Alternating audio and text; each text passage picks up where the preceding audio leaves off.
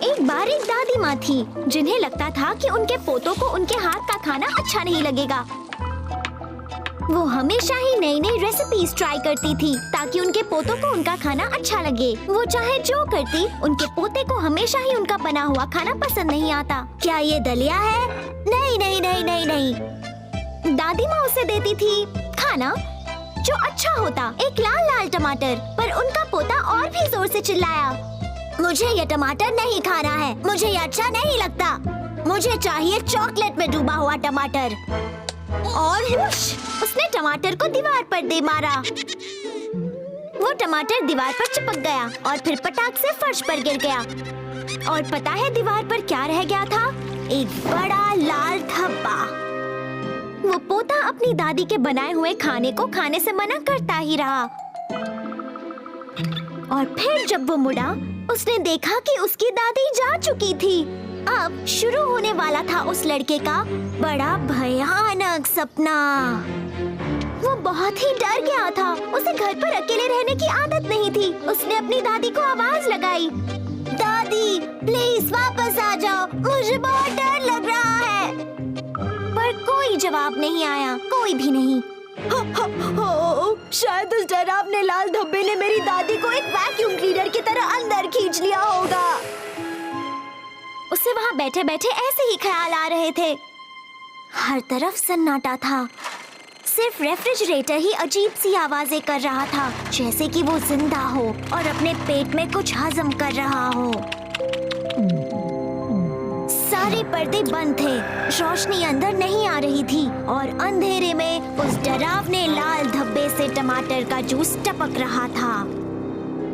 लड़के ने उस डरावने लाल धब्बे को साफ करने का फैसला किया, पर फिर किचन सिंक में कुछ था जिससे उसका नल हिलने डुलने लगा और फिर वो हिलते हुए हंसने लगा। लड़का डर के मारे थर-थर कांपने लगा। ओह, जरूर नाले में कोई डरावना राइनो क्रॉक रहता है जो मुझे लेने आ रहा है। ओह दादी, आकर मुझे बचा लो, डर लग रहा है। और फिर से उस बेचारे को कोई बचाने नहीं आया। बाहर तेज हवा चल रही थी। फिर खिड़की इतनी अचानक से बंद हुई कि उस लड़के की चीख निकल पड़ी। कितनी तेज हवा है, कितनी डरावनी आवाज थी। जरूर बाहर एक गेटर राइनो उड़ रहा होगा अपने शिकार की तलाश में। खिड़की के बाहर एक बिजली चमकी और बादल गरजे जोर से। तूफान पूरे जोरों पर था और उसी पल दरवाजे की घंटी बजी। वो लड़का डर के मारे सहम गया। वो मॉन्स्टर आ गया। मैं दरवाजा नहीं खोलूंगा। फिर उसे सुनाई दी दरवाजे के ताले में चाबी के घूमने की आवाज। मुझे ऐसे डरना नहीं चाहिए, मैं एक बड़ा लड़का हूँ। और फिर उसने झाड़ू उठाया और मुसीबत से लड़ने को तैयार हो गया। फिर चाबी घूमी, दरवाजा खुला और दरवाजे पर कौन खड़ा था? उसकी दादी। हेलो मेरे प्यारे बच्चे, मैं अपने प्यारे पोते के लिए कुछ मजेदार खाना लाई हूँ। आओ मेरे बच्चे, जल्दी से ये टेस्टी स्नैक्स खा लो। उन्होंने अपना थैला खोला और टेबल पर रखने लगी कुकीज, ढेर सारी स्ट्रॉबेरीज, बनानास और वनीला आइसक्रीम। उसकी दादी उसके लिए ले आई थी कुछ चॉकलेट में डूबे हुए टमाटर भी। ओह, मुझे तुम्हारी बड़ी फिक्र हो रही थी क्योंकि मैं तुम्हें अकेला छोड़ गई थी। तुम तो बिजली और तूफान से जरा भी नहीं डरे। सही कहा दादी, मैं जरा भी नहीं डरा।